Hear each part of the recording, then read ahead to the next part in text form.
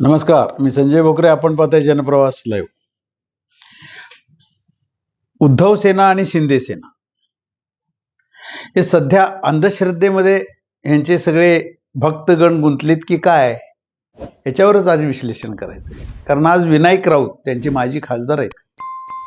कोकण सगळं बघतो आपण. कोकणात जरा तंत्रविद्या, जादू, टोणा हे सगळं चालतं म्हणतात आणि तेच एक समोर यायला लागले. परंतु त्याच्या आधी जर आपण का बघितलं तर खरात प्रकरण, खरात आणि काय काय केलं या भोंदू महाराजानं, हे सगळ्या महाराष्ट्रीयने सगळीकडे देशात ते गेलेलं आहे आता.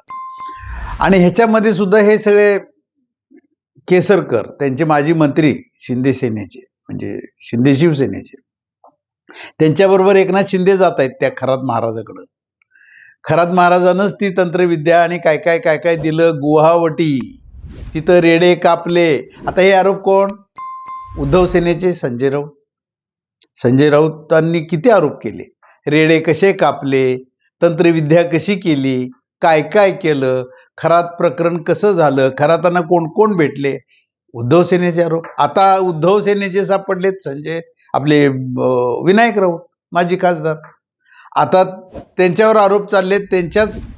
त्यांचीच सून विनायक राऊतांचे आरोप करते की काय कोंबडे कसे कापले, कशी तंत्रविद्या चालू होती, कसा जादू टोणा. त्या महाराजाला सुद्धा तो कोण शेख आता तंत्रविद्या करणारा, त्याला सुद्धा अटक झाली, पोलीस कोठडी त्याला मिळाली. कुठं निघालाय महाराष्ट्र? जी संत, आपल्याकडची जी संत परंपरा आहे की ज्यांनी देव नाकारला, माणसाच्या देव बघा म्हणून सांगितला, प्रतिमेचा देव केला, काय म्हणे ती आबला, नवस करती देवाची म्हणे पुत्र देईल वो मजची, न कळे मुडा वर्म कैसे झालेसे कर्म, देव खोटा नवस खोटा एका जनार्दनी रडती पोटा. संत एकनाथ, हे सगळ्यांची नावं घेतो आपण अंधश्रद्धेवर. आज नवस तूच करतीस आणि तूच पुत्र मागतीस. प्रतिमेचा देव केला म्हणजे तूच देव करतीस, त्या देवाला तूच नवस करतीस. हे सगळा घाला कुणी घातला? संतांनी घातला की हे करू नका, या अंधश्रद्धेला बळी पडू नका. मग जादू टोणा कायदा, दाभोळकरांचं नाव घेतो आपण. हा कायदा आला, कायदा तुम्हीच केला, राजकारण्यांनीच केला, पण तो पायदळी पण तुडवायला कोण लागले? राजकारणीच. मग ह्यांना तो लागू होत नाही का? हे आता दिसतंय ना, आरोपातनं सगळं बाहेर यायला. सामान्य जनतेच्यावर मात्र तुम्ही आरोप करता. पण हे जर का तुम्हीच पथ्य पाळलं आणि अंधश्रद्धेच्या आहारी तुम्हीच जर का गेला नाही, तर कुठेतरी या संतांनी दिलेले जे साहित्य आहे ते कुठेतरी पुढे जातंय म्हणता येईल ना.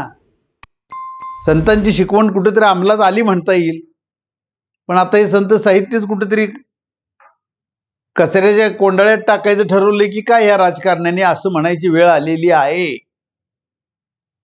काय आरोप आहेत? आता ती सूनच जर का असे आरोप करत असेल, आता ठीक आहे, आता त्यांचे आरोप प्रत्यारोप चालू आहेत. कोर्ट काय निर्णय करायचे ते न्याय व्यवस्था करेल. पण हे कुठेतरी आहे. रेडे कापले, कोंबडे कापले, आता हे ऐकायला मिळतंय ना. आता गावाकडे साताऱ्यामध्ये गेले एकनाथ शिंदे की परत उद्धव सेनेतनं आरोप होतात, बसले, तंत्रविद्या चालू आहे, काहीतरी जादू टोणा चालू आहे, हे आरोप होतात. हे ऐकतोय आपण.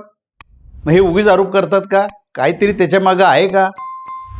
आणि ह्याच्यावरच आता कुठेतरी या राजकारण्यांनीच हे कुठेतरी थांबवलं तर सामान्य जनता कुठेतरी भरडली जाणार नाही. नाहीतर आज चालूच आहे, ग्रामीण भागात सुद्धा अजून अंधश्रद्धेचे बळी पडतच जाणार.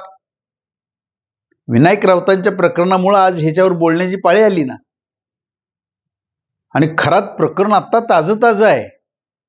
त्याच्यातनं आता हे आणि एक प्रकरण बाहेर येतात आणि दोन्ही सेना एकमेकावर आरोप करण्यात गुंतलेले आहे अंधश्रद्धेवरनं.